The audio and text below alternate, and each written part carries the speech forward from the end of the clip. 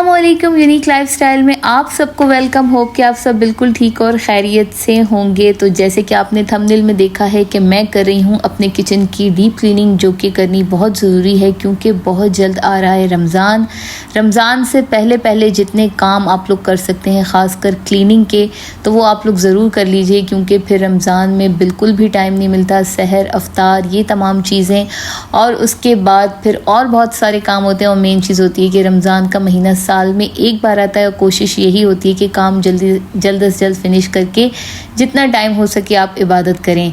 तो जनाब, रहमतों और बरकतों का महीना बस दौड़ा चला आ रहा है हमारे पास। तो मैंने सोचा कि सबसे पहले मैं किचन को ही क्लीन करती हूँ और उसकी क्लीनिंग बहुत ज़रूरी है। तो यहाँ मैंने सबसे पहले जो है वो कैबिनेट क्लीन किया है जिसमें सारे स्पाइसेस हैं, क्योंकि अभी ग्रॉसरी भी करनी है। तो सबसे पहले मैंने ये इसलिए क्लीन किया है तो इससे मुझे आइडिया हो जाएगा कि कौन कौन सी चीज़ें हैं जो फिनिश हो गई हैं। तो जनाब, साथ के साथ मैंने एक लिस्ट भी बना ली है कि मेरे पास कौन कौन से स्पाइसेस नहीं हैं और मुझे कौन कौन सी चीज़ें लेनी है।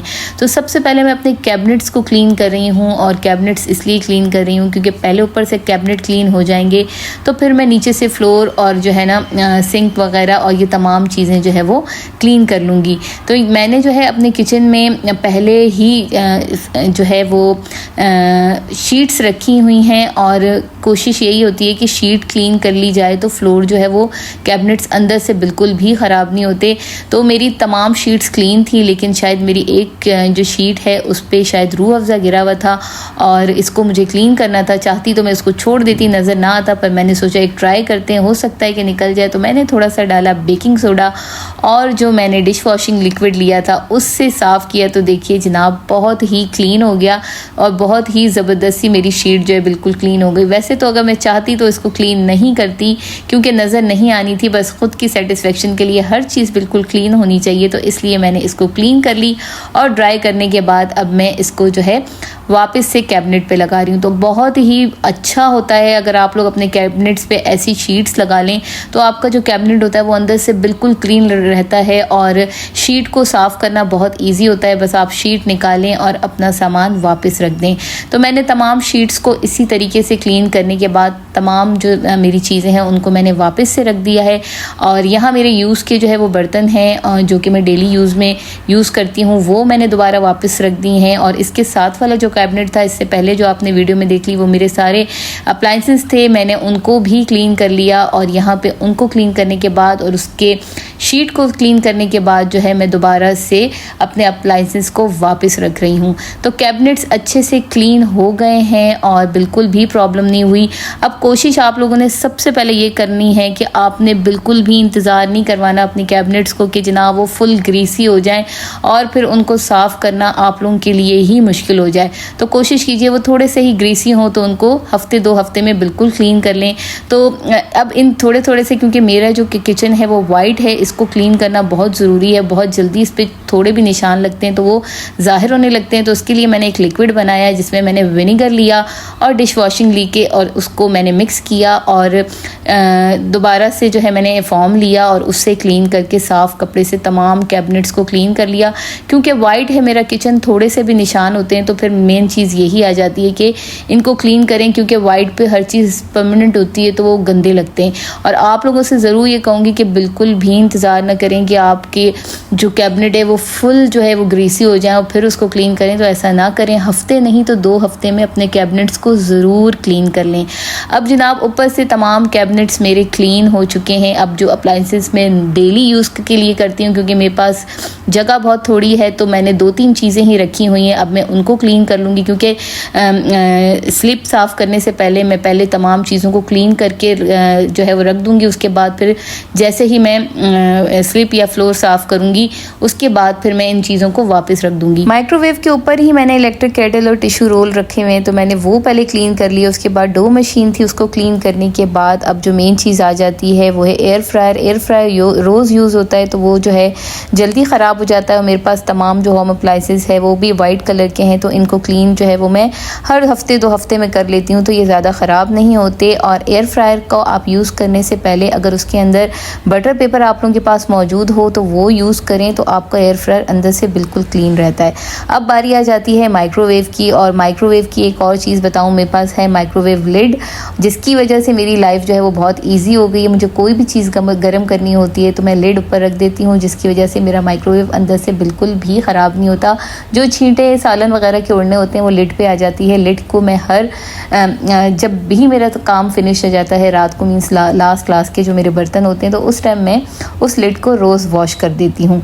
अब जनाब मैंने थोड़ा सा डेकोर भी किया हुआ है, तो ये जो आप लोगों को नज़र आ रहा है स्टैंड, ये मेरे माइक्रोवेव का है स्टैंड। मैंने इसको यूज़ में ले आई हूँ, और ये भी थोड़ा सा ग्रीसी हो गया है, क्योंकि चीज़ों को अगर साफ़ कर लिया जाए तो ज़ाहिर खाना बनता है, ग्रीस आ जाती है दीवारों पर, वहाँ पे जितनी भी चीज़ें फ्लोर पे आपके पास होती हैं वो सब भी जो है वो ग्रीसी हो जाती हैं, तो उन सबको साफ़ करना बहुत ज़रूरी होता है। तो यहाँ जो भी चीज़ें मेरी रखी हुई हैं काउंटर पे, मैंने उन सबको उसी माइक्रोफाइबर जो मेरा क्लोथ था जिससे मैंने सारे कैबिनेट साफ़ किए हैं, उसी से ही मैंने जो है काउंटर टॉप पे जितनी भी मेरी चीज़ें रखी हैं उसको क्लीन कर लूँगी, क्योंकि विनेगर और डिश वॉशिंग लिक्विड आपकी कितनी भी ग्रीस हुई चीज़ें उनको जल्दी क्लीन कर देता है, आपको बिल्कुल भी ज़्यादा मेहनत नहीं करनी पड़ती।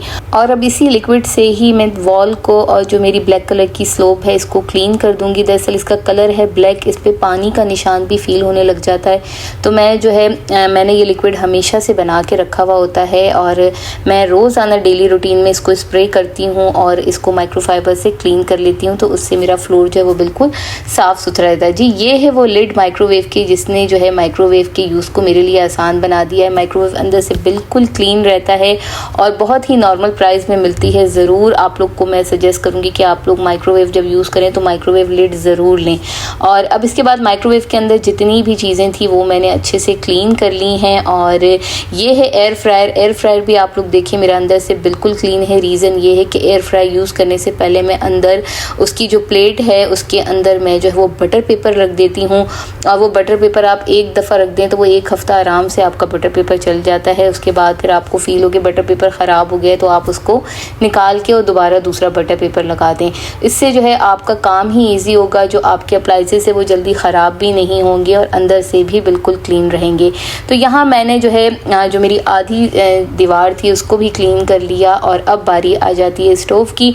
स्टोव बहुत ही ग्रीसी हो जाता है, क्योंकि जब हम खाना पकाते हैं तो ऑयल के जो छींटे होते हैं वो इस जो है वो मिरर पे लग जाता है। तो आप बिल्कुल भी इंतज़ार ना कीजिए कि फुल ग्रीसी हो जाए तभी मैं इसको क्लीन करूं।